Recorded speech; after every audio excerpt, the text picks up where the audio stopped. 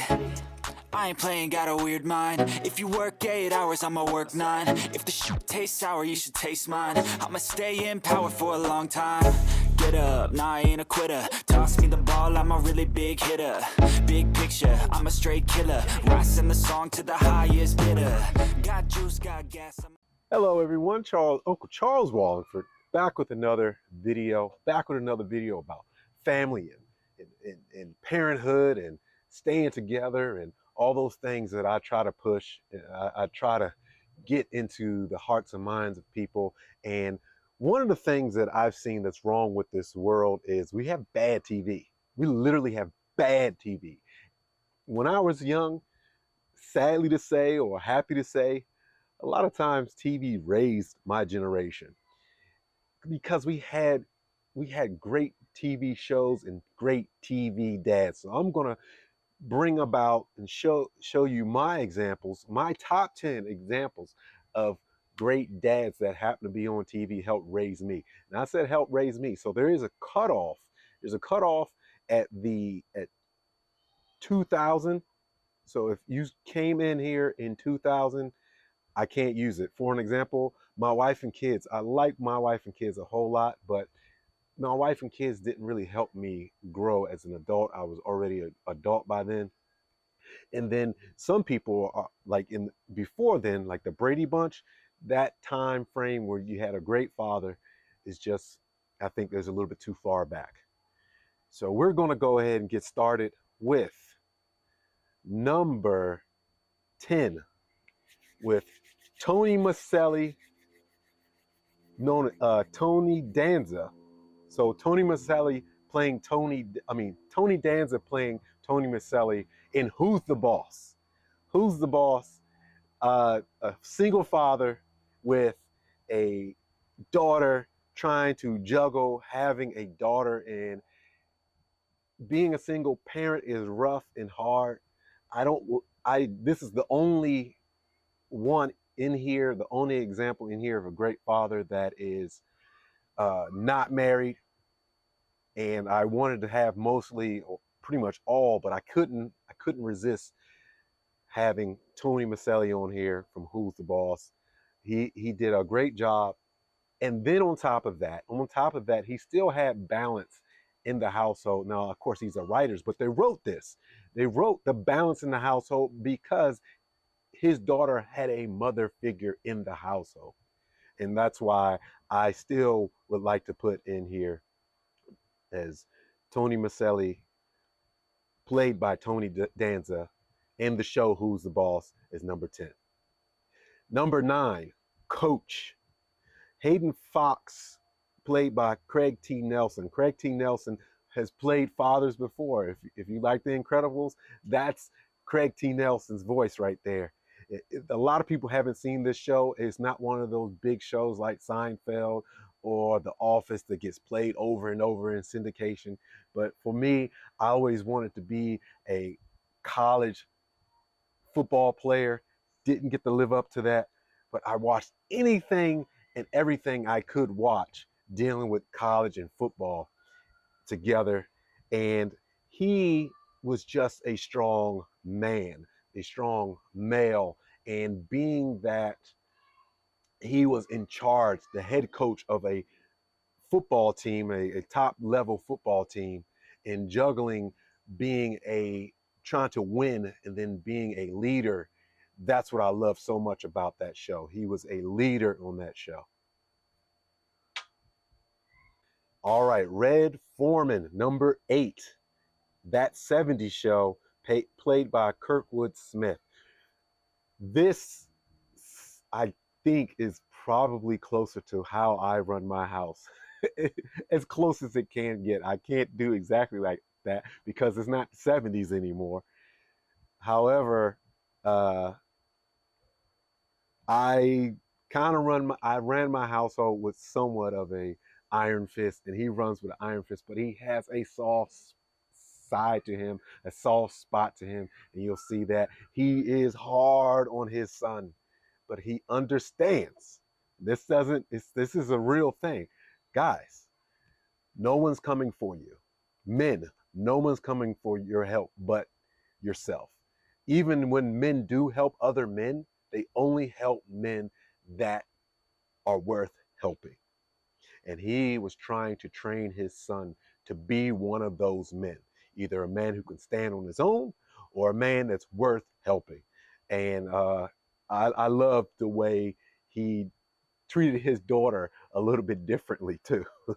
His daughter was the princess that could do nothing wrong, but like a real man, that's your job, is to protect the women in your life, the girls in your life, and everything else. That your job is to protect them. All right, here we go. Number 7, Tim the Two-Man Taylor, played by Tim Allen. Tim Allen has been a father over and over and over again, including Father Christmas.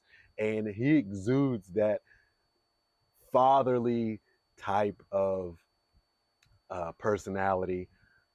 Even though this show is really silly, this show is not a lot of rough subject matter. It still was fun to watch, and it was still good to see a man deal with the realities of being married. This guy probably, or this show was, to me, helped me understand what it's like to be married to a woman, because it can be a little bit trying at times. But he did a good job. Tim the Two-Man Taylor, played by Tim Allen, Home Improvement. All right, number 6, Danny Tanner, played by Bob Saget, Full House. Now, he was one of the other ones that didn't have a wife, and his circumstance of not having a wife isn't the same as Tony Maselli not having his wife. He did have women in the household to help him deal with all his daughters, just a household full of women, which is ridiculously hard. But he had help with his brother, and I think his brother-in-law, who all lived in the same house together. What I liked about this depiction of a husband, of a man, not a husband, of a man and a father, is his ability to lead the whole house. People saw him as the leader of the house, the patriarch of the house, and even though he was nothing like Red Foreman, absolutely nothing like Red Foreman, he still commanded, I guess, allegiance. He commanded it, even though it was a very, very gentle way of doing it.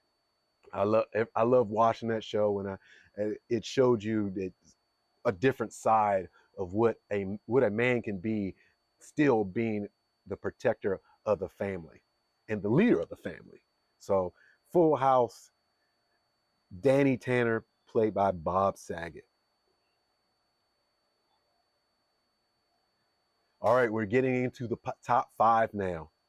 Top 5, Family Matters. Carl Winslow, played by Reginald Vell Johnson.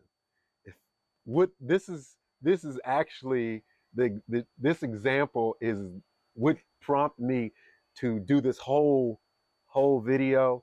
I saw the commercials. Again, you've seen the commercials before that are coming out with TV Dad. He's the reason why I made this video.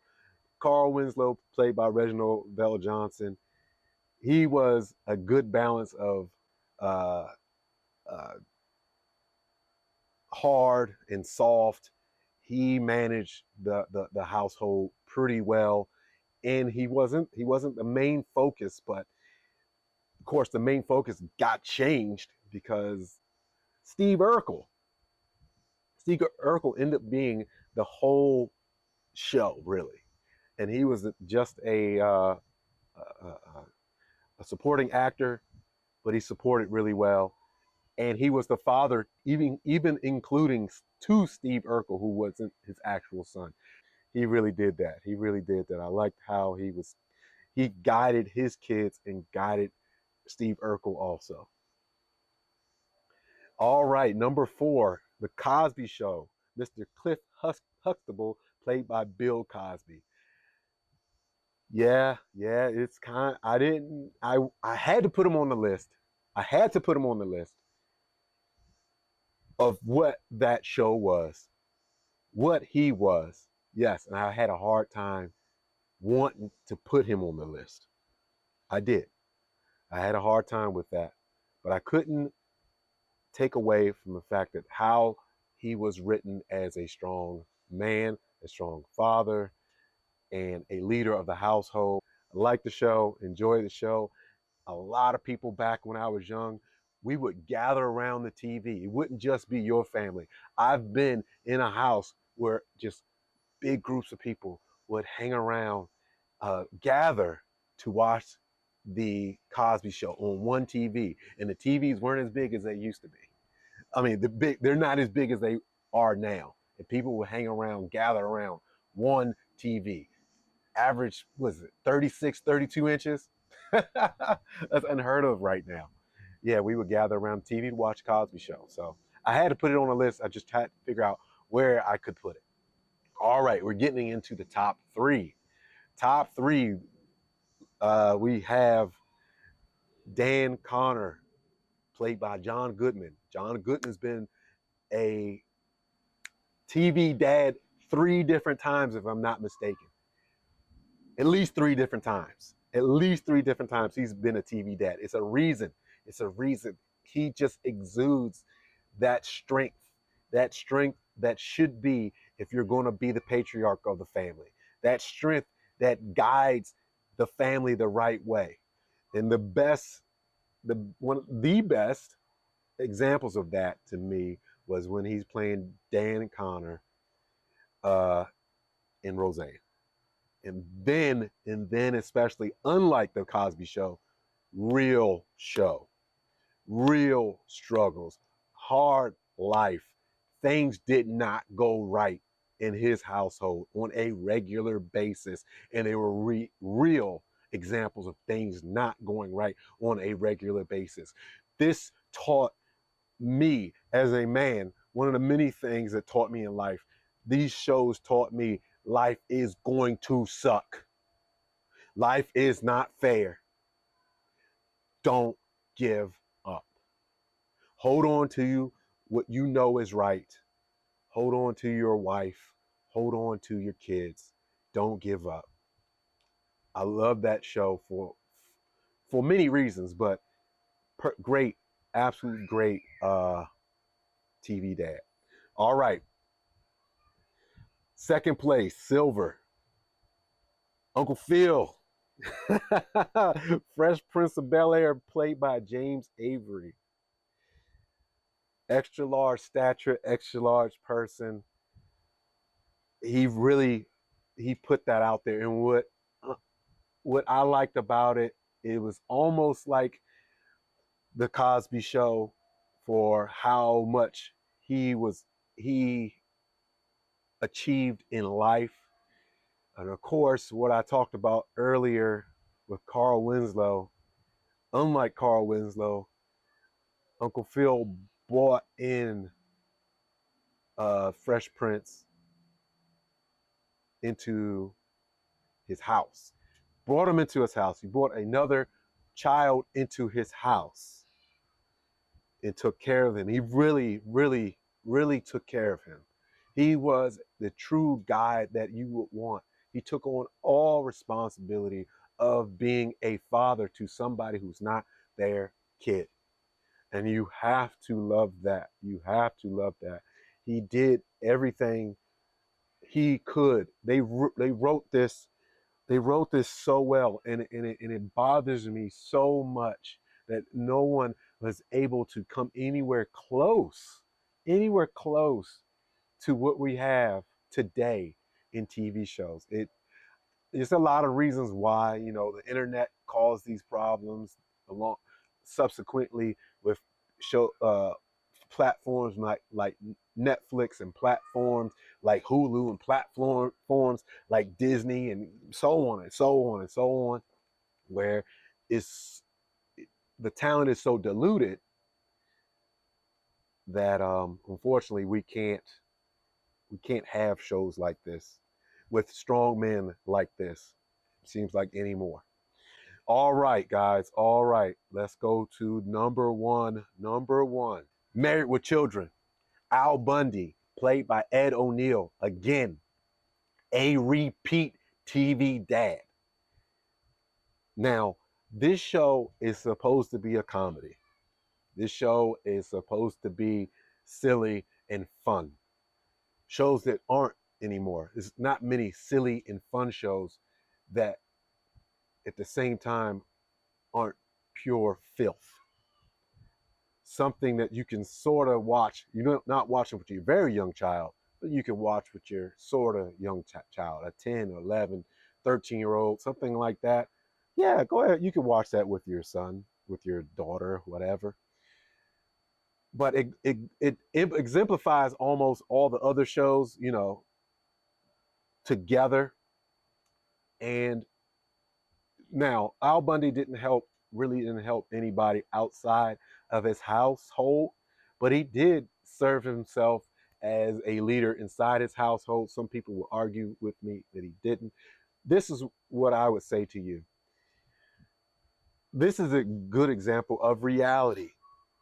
I've sadly known people who plateaued in high school. He had it. He was on the way of being something great, but sometimes you plateau in high school. He plateaued in high school. I've read that people were saying that this wasn't a good show, or he wasn't that good of a dad, or whatever, written as a good dad. But this is the reality of life, and it is okay not to like where you're at right now. It is okay to be upset that life can suck, and life does suck. But what he held on really, really strong, and he held on, and it made me really. I enjoyed looking at, if you peel back the layers, what he actually was. 2 episodes I want to talk about. It's an episode that I wish I actually dreamed or fantasized about going on one of these episodes where Al Bundy, his son turned 18, and he took him to the strip club. Took him to the strip club, first time going to the strip club as a father, and then they got in a fight after it was all over in the strip club. But that was, to me, that was so cool. That was so cool. I wanted that to happen to me so bad.